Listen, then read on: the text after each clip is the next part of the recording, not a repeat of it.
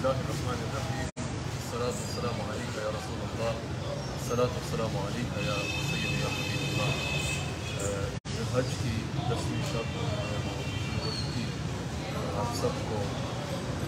مبارک ہو. صبح انشاءاللہ اللہ تعالیٰ آپ سب کو جو قربانی کا ارادہ رکھتے ہیں اللہ تعالیٰ آپ کی قربانیوں کو بارگاہ میں قبولیت کا درجہ عطا فرمائے اور اس عمل میں اللہ تعالیٰ آپ سب کو اخلاص عطا فرمائے. اللہ تعالیٰ نے قرآن کریم میں ارشاد فرمایا نہ فصلی لربک وانحر، اور اپنے رب کے لیے نماز پڑھو اور قربانی کرو. اس پر امام فخر الرازی کہتے ہیں کہ یہ آیت قربانی سے واجب ہونے کی دلیل ہے، اور فقہائے احناف اسی آیت سے قربانی کے واجب ہونے پر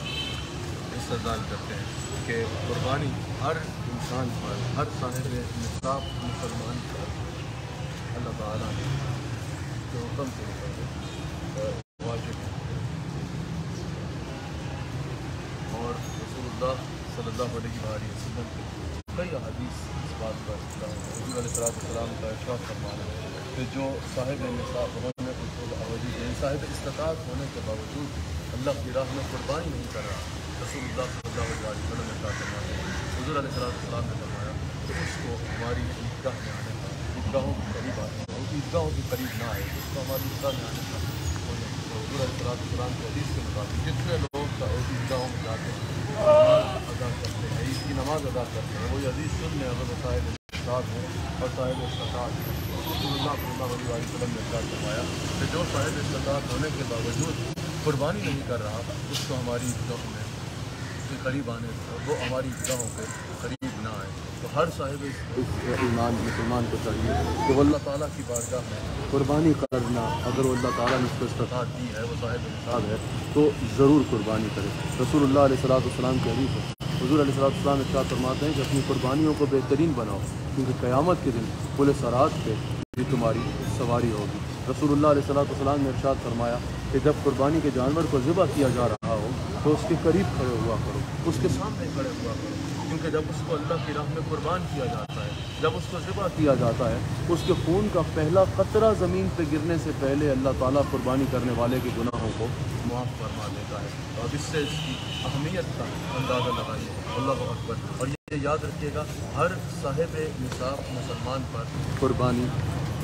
واجب ہو، ہر صاحب نصاب مسلمان جو ہے اس پر اللہ تعالیٰ کی جانب سے قربانی واجب ہے. اور اس پہ فقہائے احناف نے تفصیل سے کلام کیا ہے، یعنی جس کے پاس 7.5 تولہ سونا ہو یا 52 تولہ چاندی ہو یا اس کے برابر رقم ہو یا اس کے برابر جو ہے وہ مال تجارت ہو، وہ رقم اگر اس کی ضروریات سے جو ہے وہ بڑھ جائے، وہ صاحب نصاب ہے، تو اس پر قربانی جو ہے وہ 10 ذی الحج کو واجب ہے. اللہ اکبر. اور یہ بھی ذہن میں رکھیے گا زکوٰۃ کے لیے تو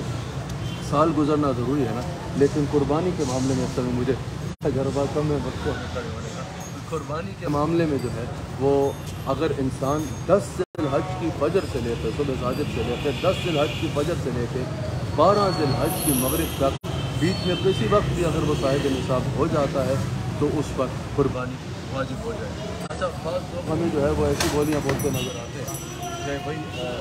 آپ اتنی ایک محلے میں اگر 15 گھر ہیں، ایک محلے میں اگر 10 گھر ہیں تو سارے کے سارے قربانی کر رہے ہیں. چلو چند گھر قربانی کر لیں، وہ تقسیم ہو جائے گا، باقی وہی مال غریبوں کو دے دیں. تو آپ ان سے یہ پوچھئے کہ بھائی آپ کو صرف اس مسئلے میں یہ بات نظر آتی ہے کہ وہ پیسے غریبوں کو دے دیے جائیں، اور کسی معاملے میں آپ کو یہ تکلیف نہیں ہوتی، اور کسی معاملے میں آپ کے ذہن میں نہیں آتا. صرف جب اللہ کی راہ میں قربانی کی بات آئے گی، جس کے بارے میں حضور علیہ السلام نے ارشاد فرمایا کہ 10 ذی الحج کو اللہ تعالیٰ کی بارگاہ میں سب سے پسندیدہ عمل جو ہے وہ قربانی کے جانور کا خون بہانا ہے، جس کے بارے میں حضور علیہ السلام نے فرمایا کہ 10 ذی الحج کو عید الاضحیٰ کے دن حضور علیہ السلام نے فرمایا سب سے بہترین خرچ جو ہے وہ قربانی کرنا ہے. تو کیا اللہ اور اس کے رسول کو معاذ اللہ ثم معاذ اللہ یہ بات نہیں پتا تھی جو آپ کہہ رہے ہیں، جو آپ اپنے فلسفے جاڑ رہے ہیں کہ بھائی وہی مال جو ہے وہ قربانی کے بجائے کسی جو ہے وہ غریب کو دے دیا جائے؟ غریب کو مال دینے سے کس نے روکا؟ صدقہ کی اور فضیلت نہیں ہے؟ صدقہ کی حضور علیہ السلام نے کتنی فضیلت عطا فرمائی. اگر کوئی گھر میں 4 کھانے بنا رہا ہے تو آپ اس کو کیوں نہیں کہتے کہ اپنے گھر میں 2 کھانے بنا لو، 1 کھانا بنا لو اور باقی پیسے جو ہے وہ غریبوں کو دے دو؟ عید کی شاپنگ کرنے والوں کو تو آپ کبھی نہیں کہتے کہ عید پہ نیا जोड़ा लेने के बजाय पुराना जोड़ा पहन लेना, वो पैसे गरीबों को दे दो। ईद पे दीगर मामलात करने वालों को तो आपने कभी भी ये नहीं कहा, लेकिन जब अल्लाह की राह में कुर्बानी आएगी तो आपको तकलीफ जाग जाएगी कि भाई ये पैसे किसी गरीब को दे दो। गरीब को 1000 बार पैसे दो, लेकिन 10 ज़िलहज को अल्लाह की बारगाह में सबसे पसंदीदा अमल जो है वो कुर्बानी के जानवर का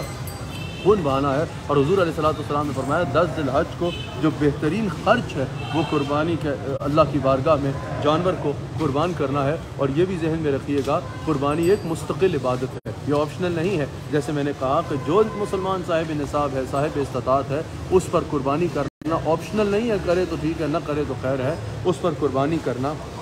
वाजिब है। तो इस बात को यकीनन अपने जहन में रखिएगा। और फिर ये बात जहन में रखिएगा कि कुर्बानी में इखलास होना बहुत ज़रूरी है। बाज़ लोग कुर्बानी करते हैं, कुर्बानी का सिलसिला तो करते हैं, लेकिन उसमें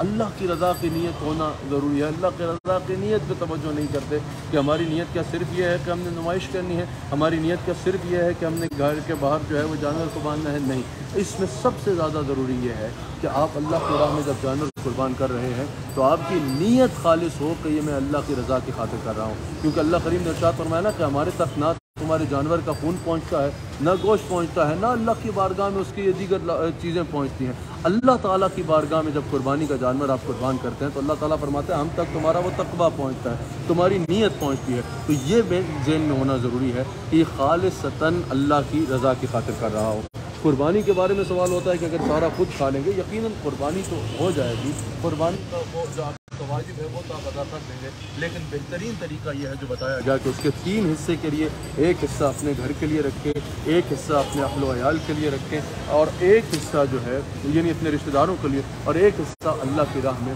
गुरबा और मसाकीन में तकसीम कर दें। और ज़ाहिर है इसमें कोई शक नहीं कि गुरबा और मसाकीन में जितना ज़्यादा तकसीम करेंगे, जितना ज़्यादा से ज़्यादा भी अगर आप इसमें करना चाहें कि मैं ज़्यादा हिस्सा जो है वो अल्लाह की राह में उन गुरबा और मसाकीन तक ही गोश्त पहुँचाऊँ जिनको बाकी सारा साल ये गोश्त पहुँचाने वाला और कोई नहीं होता, तो इसमें कोई शक नहीं कि उसका अजर, उसका सवाब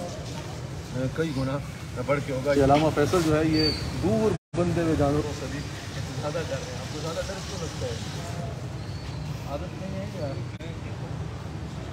अच्छा, अल्लामा साहब को ऊँट से ज़्यादा डर लग रहा है। डर तो खैर लगना भी चाहिए, क्योंकि शेर के सामने या ऊँट के सामने खड़ा हो जाना बिला वजह वो बाहर ज़्यादा भी होता है, जो उसमें नुकसान भी हो सकता है। तो सबसे बढ़कर अल्लाह ताला की रज़ा की नीयत होना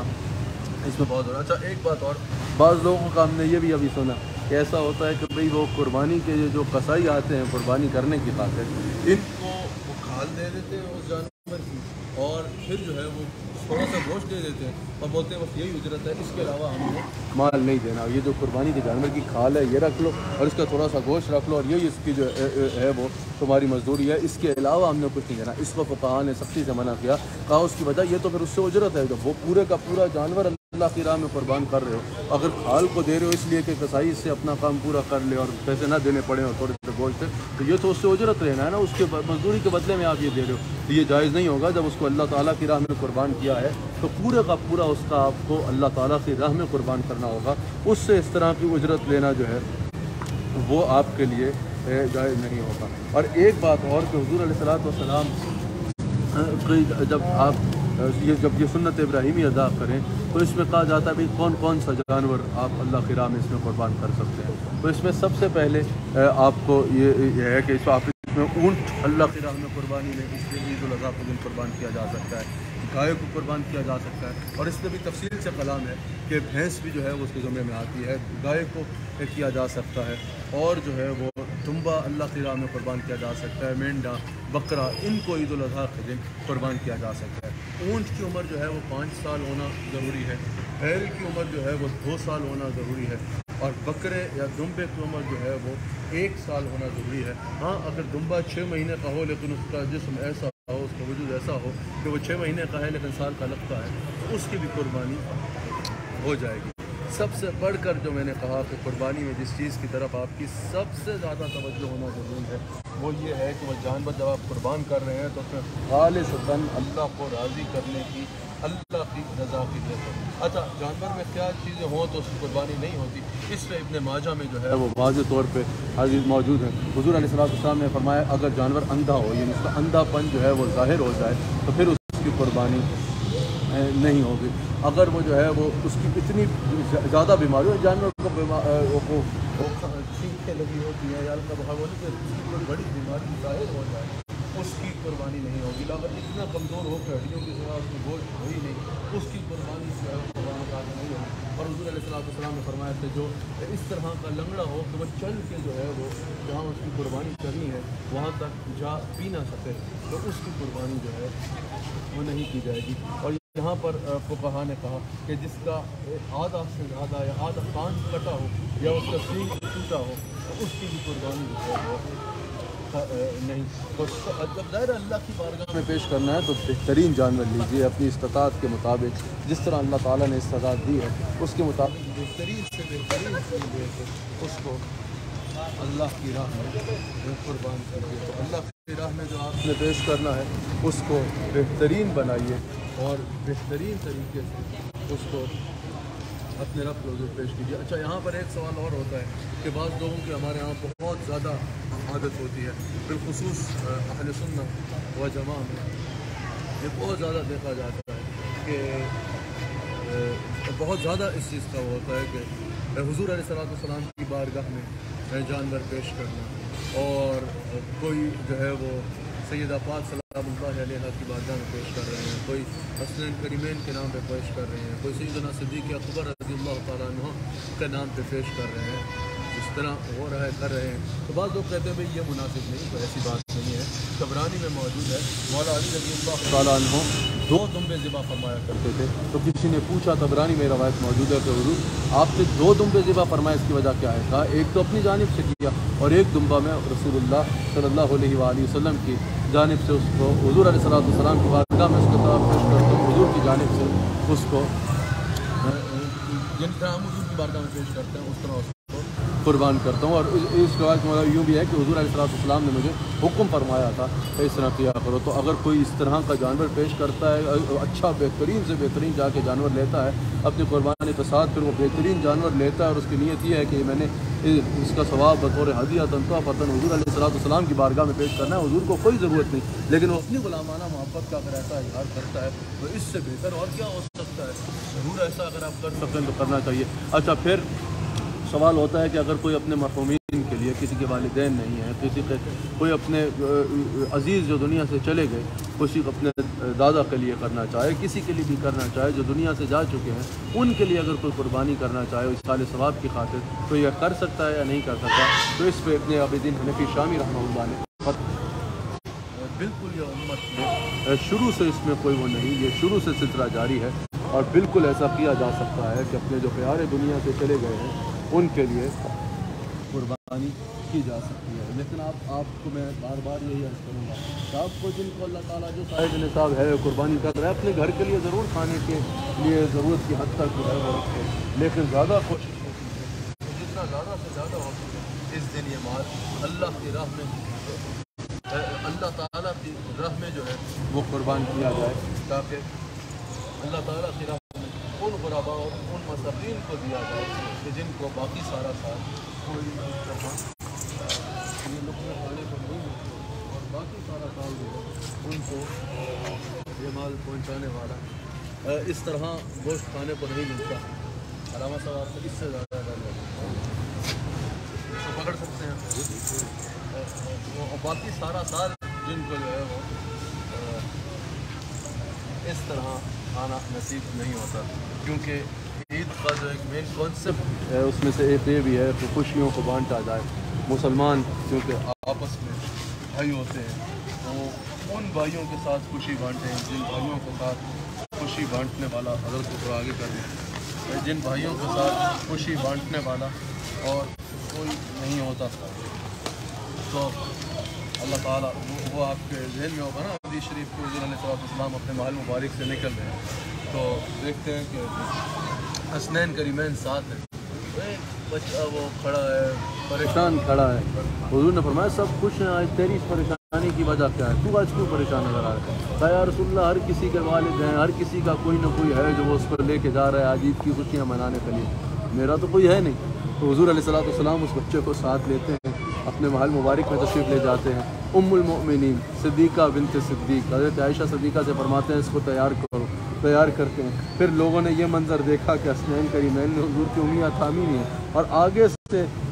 इमाम ने जो है वो उस बच्चे की उंगली थामी है और वो हुजूर अलैहिस्सलाम के घर से निकलता है और हुजूर उससे फरमाते हैं क्या तू इस बात पे खुश नहीं कि मैं तेरा बाप हूँ, क्या तू इस बात पे खुश नहीं कि आयशा तेरी माँ है और हसनैन करीमैन जैसे तुझे अल्लाह ताला ने भाई अता फरमाए। वो बच्चा उसकी खुशी की इंतहा नहीं। लोगों ने पूछा तेरा तो कुछ था नहीं, तू तो यहाँ परेशान उदास खड़ा था, आज तेरी खुशी का ये आलम इस वक्त। कहा मैं क्यों ना खुश हूँ कि मुझे मोहम्मद रसूलुल्लाह सल्लल्लाहु अलैहि वसल्लम जैसी शख्सियत ने कहा कि मैं तेरा बाप हूँ और आयशा तेरी माँ है। तो ये पूरी उम्मत के लिए जो हुजूर अलैहिस्सलाम की सीरत तैयबा के वाक़यात हैं, ये सिर्फ इसलिए नहीं कि सुभान अल्लाह माशाअल्लाह अल्लाहु अकबर कह के जो है बात को ख़त्म कर दें, बल्कि इनसे सबक लेकर इनको अपनी ज़िंदगी का हिस्सा बनाना है कि इस ईद के दिन में उन तक खुशियाँ पहुँचाएँ जिन तक खुशियाँ पहुँचाने वाला और कोई नहीं, ताकि अल्लाह ताला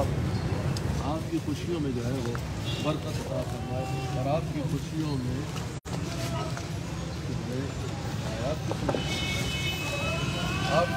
में अल्लाह ताला जो है वो इजाफा फरमाए। तो अल्लाह ताला आप सब हज़रात में से जो कुर्बानी का इरादा रखते हैं, कुर्बानी करने के लिए अल्लाह ताला कुर्बानी को अपनी बारगाह में कबूल फरमाए और अल्लाह ताला इसमें इखलास अता फरमाए और अल्लाह ताला आप सब के ऊपर, हम सब के ऊपर अपने फर्ज व करम और अपने रहमत के तमाम दरवाज़े। आपका फेवरेट कौन सा है भगवान साहब? मैंने तो वो वाला था, ये वाला।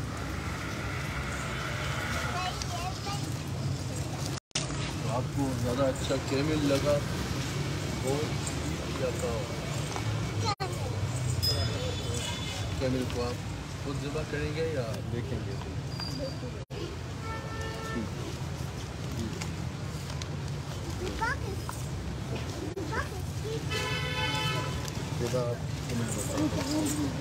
किस चीज़ के साथ ज़िबा करते हैं?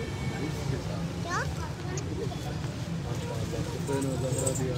आपने देखी थी अल्लाह हो क्या